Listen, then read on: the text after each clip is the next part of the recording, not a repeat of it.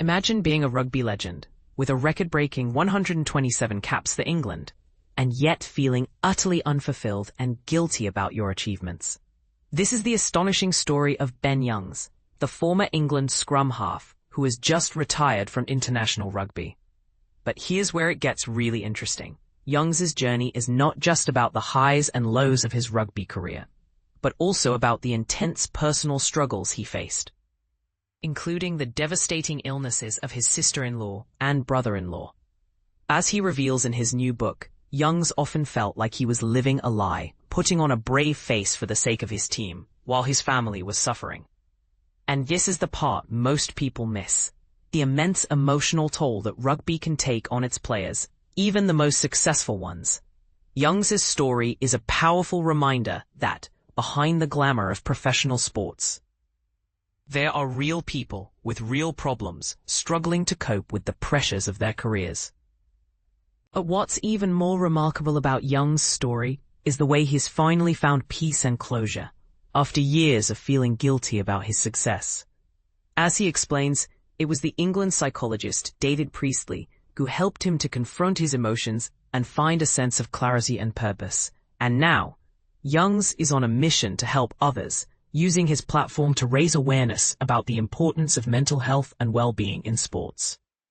One of the most striking aspects of Youngs' story is his candid assessment of his former coaches, including Steve Borthwick, Stuart Lancaster, and Warren Gatland. While he praises their technical skills, he is scathing about their lack of empathy and communication skills, which he believes are essential for any successful coach. As he puts it, the best coaches are the ones who can give you the game plan, but also the connection and human aspect. And this is where Eddie Jones comes in, the former England coach, who according to Youngs was a master of man management. Jones, he says, was able to invest in him as a player, to understand his strengths and weaknesses, and to help him to grow both on and off the pitch. But here's the controversy.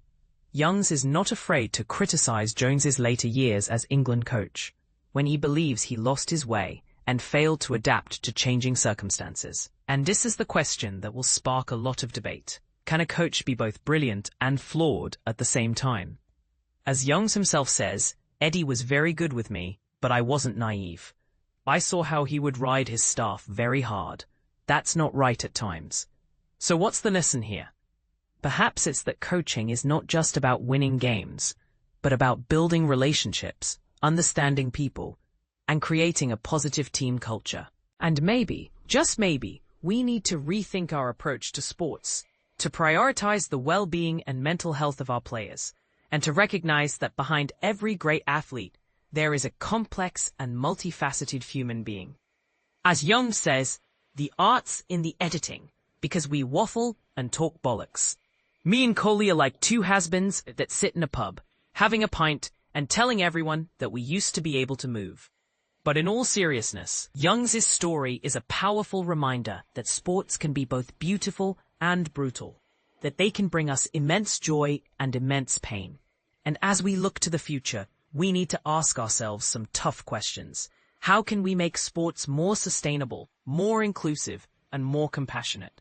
How can we prioritize the well-being of our players while still competing at the highest level?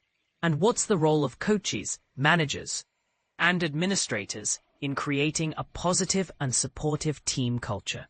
These are the questions that Youngs' story raises, and they are questions that we need to answer if we want to create a better, more compassionate sports world. So, let's get the conversation started. What do you think about Youngs' story? Do you agree with his assessment of his former coaches? And how can we prioritize the well-being and mental health of our players while still competing at the highest level? Let us know in the comments.